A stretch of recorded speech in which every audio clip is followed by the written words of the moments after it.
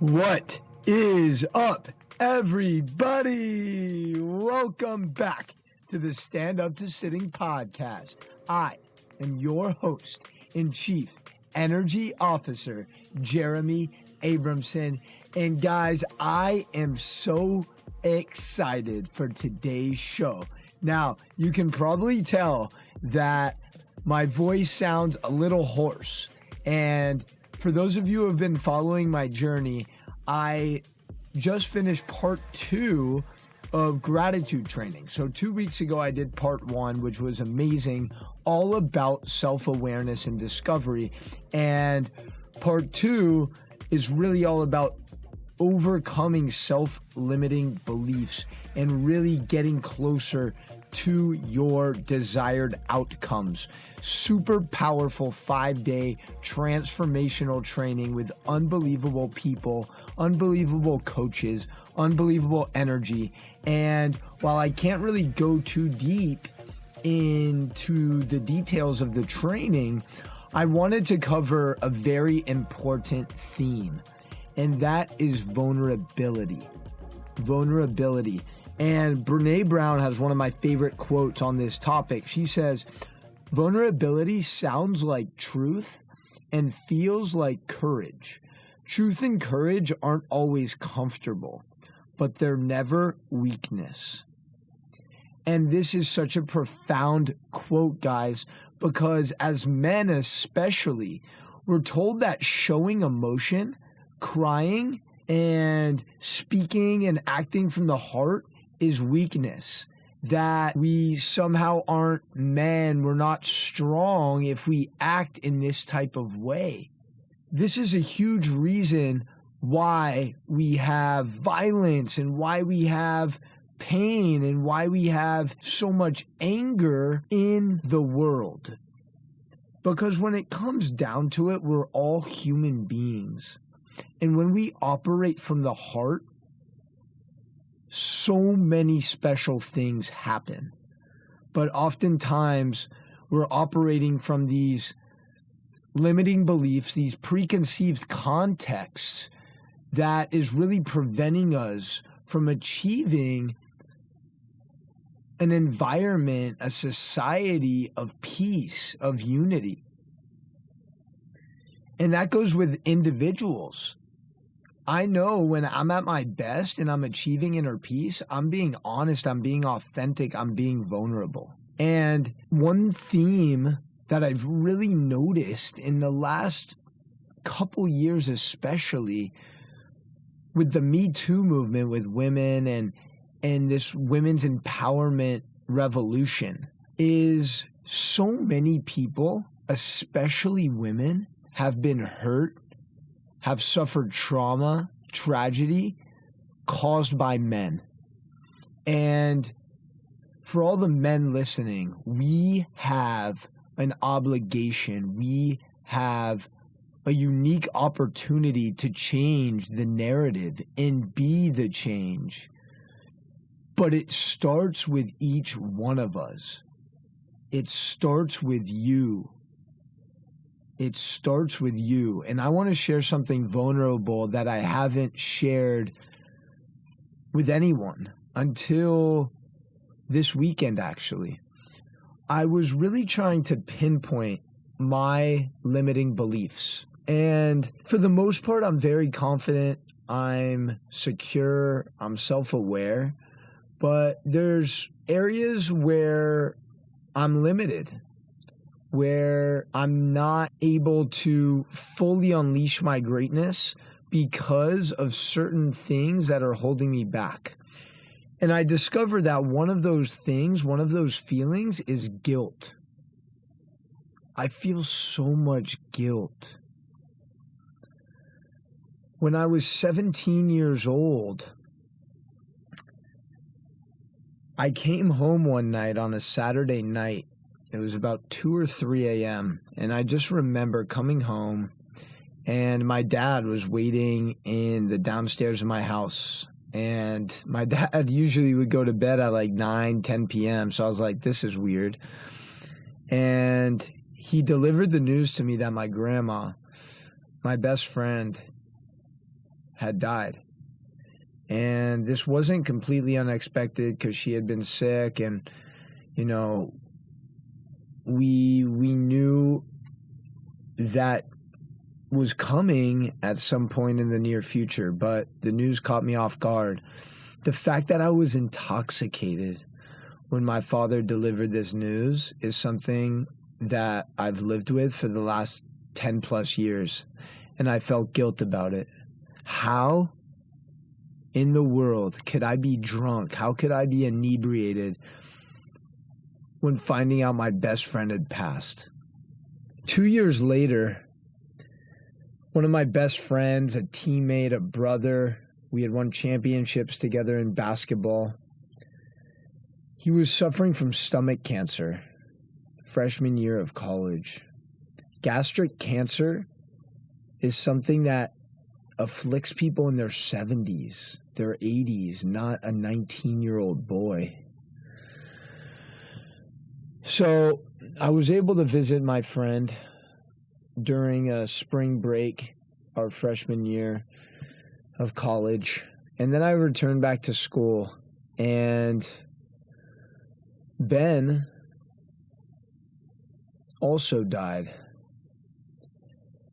And I remember contemplating, okay, am I going to fly back for the funeral? I was just there like 10 days ago. Should I go back?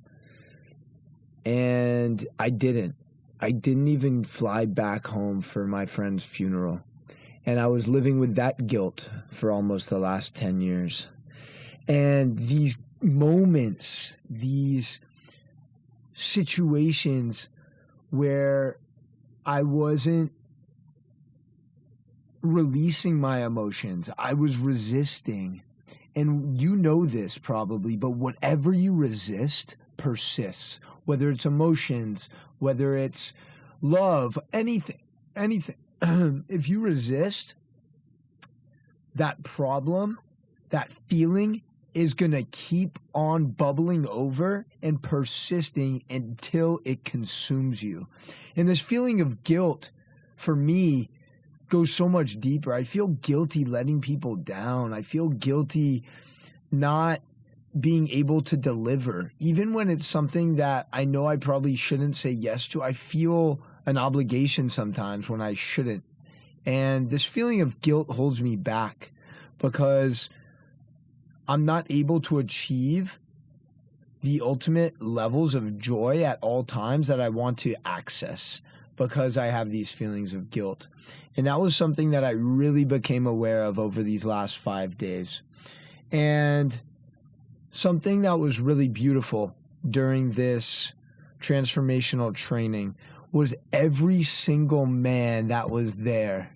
Every single man. We had, you know, a 51-year-old who was used to run the streets, selling drugs, was just abused as a child.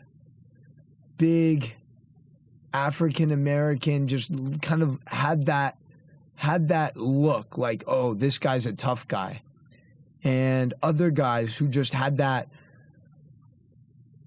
masculine, jock, tough guy mentality on the outside, including myself. A lot of people perceive me as that type of person, but every single person at some point this weekend was in tears.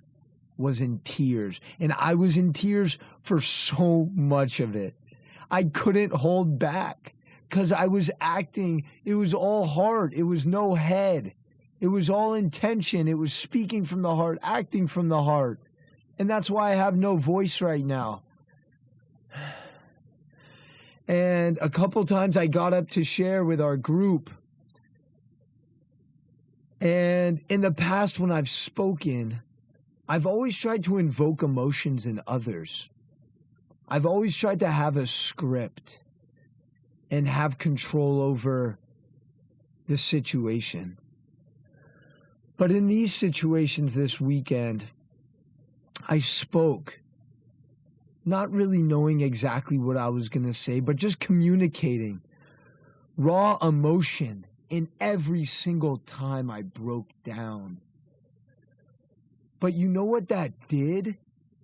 When I spoke from a place of vulnerability, compassion, love, it gave permission to others. It gave permission to every other man in that room to do the same. It provided safety for all of the women in the room to know that I hear you, I feel you, I see you. And I am because you are. So guys especially, but women too, this is so important for everybody. We need vulnerability. Vulnerability is strength. And so often we're told that it's weakness. But vulnerability is the sign of true strength. So my call to action for all of the women listening, please forgive us for any pain and suffering that we've caused you. And I am committed to being changed. I am committed to giving permission to other men and empowering others, children, to get in touch with their emotions, to express those emotions, not to suppress them. And for my men out there, guys, we need to be better. We need to be the change. Because if we continue the way things are, then there's going to be continued divide, continued separation, lack of unity, lack of love, lack of communication, lack of understanding. We need compassion. We need empathy. So it starts with you. You are the source of creating this world that we want to live in. So guys, I just gave you 12 minutes of pure emotion from my heart. I genuinely appreciate you so much. You are a gift. You are a gift. It's time to start acting like it. And as always, I want to finish this show by asking you a question, because our quality of life is determined by the quality of questions that we ask ourselves. And usually I give you 3 questions to ask yourself, but today I want to leave you with one question. And that question is, what type of world do you want to live in? What type of world do you want to live in? Because I want to live in a world of understanding, of communication, of empowerment, of love, of compassion. And it all starts with you. It starts with me. It starts with being vulnerable, being authentic. Stop hiding behind your masks. It's time to show your emotions, to speak and act from the heart, from a place of love, from a place of care, from a place of unity. We need you. I need you. This world needs you. What type of world do you want to live in? Thank you so much for tuning into the show. Your love and support genuinely means the world. I am so excited and humbled by this conscious community that we are cultivating. It wouldn't be possible without you. So I want to acknowledge you for taking the time out of your busy day to spend it with me. You are determined to become the best version of yourself. Also, you wouldn't be here. So you already know what time it is. It's time to take off your mask and be vulnerable and stand up to sitting.